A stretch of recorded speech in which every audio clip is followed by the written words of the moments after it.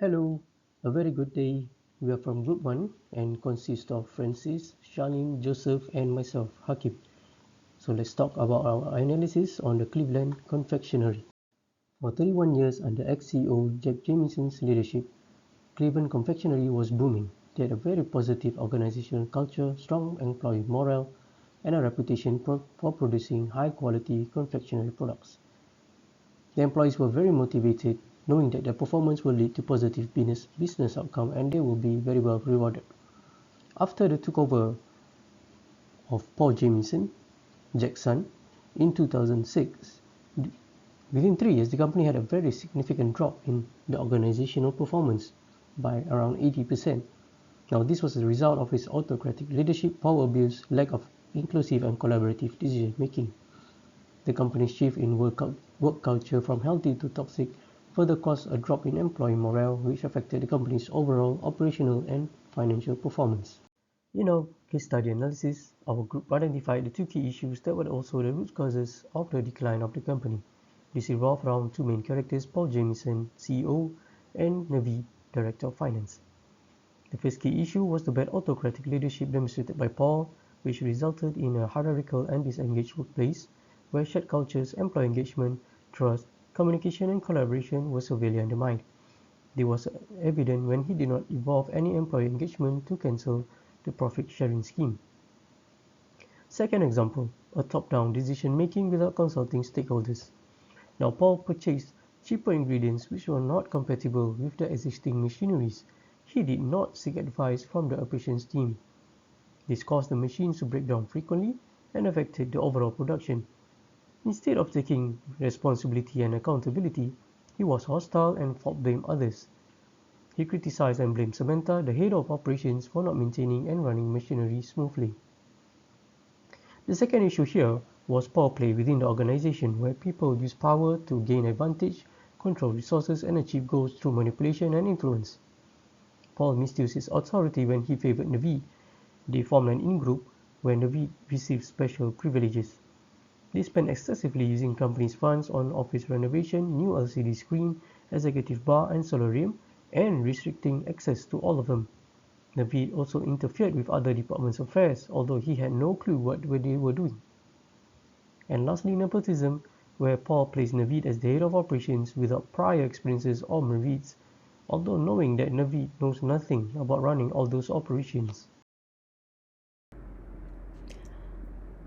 Hello everyone, I'm Charlene. Together with our team, we have conducted a comprehensive evaluation of Cleveland organizations using McKinsey's 7S model. This diagnostic tool helps us explore the interconnectedness of strategy, structure, system, staff, style, skills, and shared value. During our analysis, we pinpointed several concerns within each element, with particular emphasis on those highlighted in red as they represent critical diagnoses requiring immediate attention. Let's start by discussing the first element, strategy. Specifically in poor market analysis refers to Paul's poor judgment and sole decision for decision making to adopt new product range for revenue increment by not considering customers' needs and being biased towards consultants' insight by adding new product range turned out to be profitless. Next, Cleveland structure. We would like to emphasize hierarchical decision making lead to mid to lower level employees have little autonomy and decision making power, which employees feel micromanaged and powerless. This will limit creativity, innovation, and problem solving are stifled by centralized decision making. The theory of job characteristic that low job autonomy can lower job satisfaction and motivation. Let's turn to system. Cleveland's communication channels are weak, especially lacking of information sharing system, resulting from Paul's leadership, which he creates silo by not sharing consultants' market research, impeding rational decision making. The information sharing theory emphasizes when people and groups have access to relevant and timely information, they can make better decisions, solve problems, and collaborate more effectively. Reflecting on shared values, it is disheartening to see unethical leadership valued by Paul and Naveed that they prioritize personal luxury and indulgence. When leaders have poor values, such as engaging in unethical practices, promoting dishonesty, or favoring personal gain over organizational or stakeholder interests, it can create negative organizational climates. Employees may lose trust and respect for their leaders, leading to decreased commitment and increased turnover. In terms of style, our concerns revolve around bad autocratic leadership, unhealthy power dynamics and politics, hostile and blaming behavior, and lack of diversity and inclusivity. Reviewing on staff diagnosis that their morale and engagement are declining, coupled with high turnover rates, the expectancy theory highlights the importance of employees need to believe their effort will be recognized and rewarded. However, under Paul Jamison's leadership, employee morale and engagement have plummeted due to management valued cost reduction over employees' well-being, profit-sharing scheme suspension, management hostility, and dismissal. This lowers productivity and organizational effectiveness. Finally, under skill diagnosis, reveal critical gaps in strategic planning, decision-making, communication, and collaboration skills. Next, I will hand over the presentation to Francis. He will guide us through the proposed intervention strategies. Thank you. Thank you, Charlene. Hi, I'm Francis. As part of the change management, our group proposed 6 strategies that aim to address all the arising issues in Cleveland confectionery. Let's start with leadership development as the first strategy.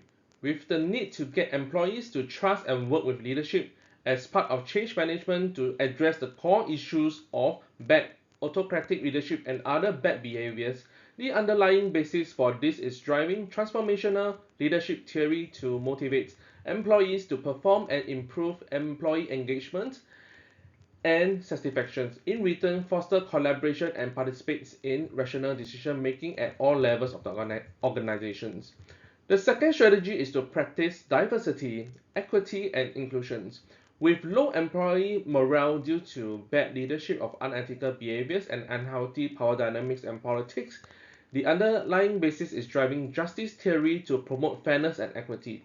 Also, diversity and inclusion theory, having more diverse group voices and inclusive policies to counter power imbalances. So the third strategy is to enhance decision-making process. With the core issues of poor strategic planning and decision-making, the need to promote rational decision-making theory at all levels in organization which makes a logical and fair judgment and practicing inclusion where the employee's participation matters. The fourth strategy is employee engagement. With the issues of low employee morale and talent loss, the need to understand the theory of social exchange as a reason for employee engagement were that employees will be better motivated and committed when company reciprocates with their growth, development, well-being, and rewards and recognitions. So the fifth strategy is enhancing communication and collaborations. With issue lacking in information sharing and collaborations, the need to understand the theory of social identity as a reason for communication and collaborations where employees and organizations are represented in social groups of various departments and roles. Therefore, the need to foster a shared identity, one organization culture to improve communication and collaborations.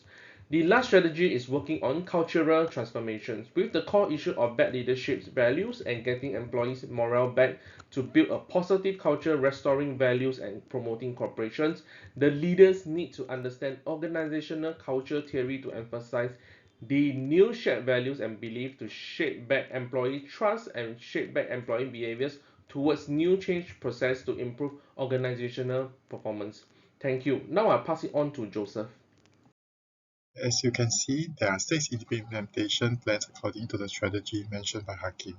There are leadership development, practicing diversity, equality, and inclusivity, enhancing the decision-making process, employee engagement, enhancing communication and collaboration, and cultural transformation.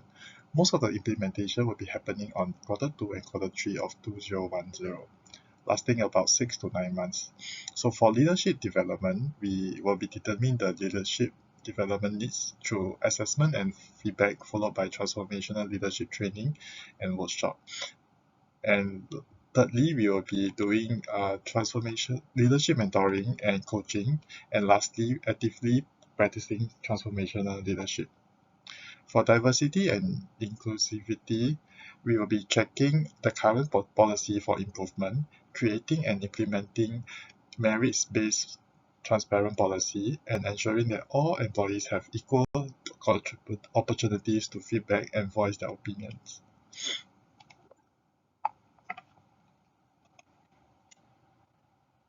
For enhancing decision-making process, we will be establishing Organization decision-making guidelines, train the decision makers and promote data-driven decision making.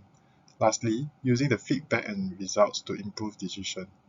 For employee engagement, we can implement performance management system that rewards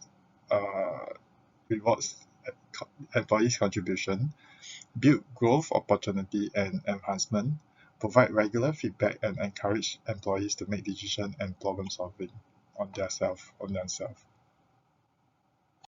To enhance communication and collaboration, we can share information and using collaborative tools, teach active listening and effective communication to the employees, drive project-based initiatives to encourage cross-functional collaboration, and have team building activities to promote and share identity.